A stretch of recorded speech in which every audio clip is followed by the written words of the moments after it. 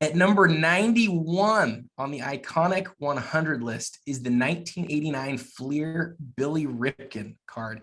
And here to talk to us today about it is signed and slabbed on Instagram, David Ratliff. David, what's your reaction when I say number 91 Billy Ripken? What do you think about that? So in my opinion, that is way too low. This card, for people that are our age and even younger, this card captivated the hobby, Adam. It wasn't just about, and it didn't just stop at the original issue of the F phase. We have whiteouts, we have blackouts, we've got saws trying to cut it off. I've never actually seen one that actually hit the knob handle on the saw. This card captivated the hobby in the late 80s. And interesting fact, it is the best selling card at my show tables. Every show, no questions asked. I just sold 5 of them in Dallas, and I don't have to haggle. People want this card. 91's nowhere close to right. I agree with you. I had this card significantly higher than 91. I don't have my list in front of me, but to me, when you talk about error cards or you talk about cards with multiple versions, this is the card. I mean, it's one of the most recognizable and iconic cards. You've seen it on t-shirts.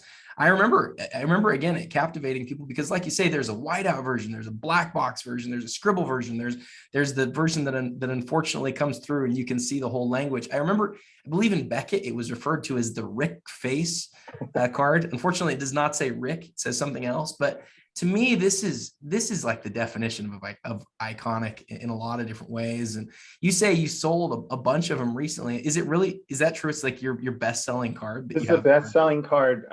You know, when I put these, and Adam, I don't put them in the front of the case. They're usually at the back. I sometimes will cover the knob. But when people see that card, they instantly know what it is. And, you know, when you think about low dollar types of cards, I mean, if you collect cards and you don't have this in your collection, you're missing, you know, one of the biggest stories that exists in the hobby. And listen, the other great thing about it too, there's still a fair bit of urban legend about, was it really a mistake by Fleer? Did Billy really not know it was on there? Who set this whole thing up? Like, just the storytelling that exists around it, it's still even captivating now.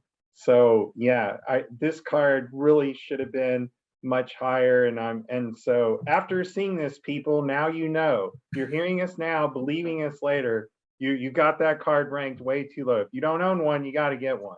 I think people think of the word iconic and sometimes they think it means expensive. Yeah, it doesn't. I agree. It's never meant that. And so, No. you know, we're going to see in some of the rest of the list, some of the cards that are really high are not really expensive. But to me, I agree with you. This is where this is a little bit too low. But any last things you want to say about the Ripken? It's worth a laugh at the shows. I mean, this card, it starts the conversations and it really does drive home the nostalgia feel of the hobby. I mean, it's just, I mean, look, we're guys and it's always worth a giggle. Yeah, it is. You know, great thoughts on it. Tomorrow we will have number 90 on the iconic 100. Hope to see you guys then. Until next time, happy collecting.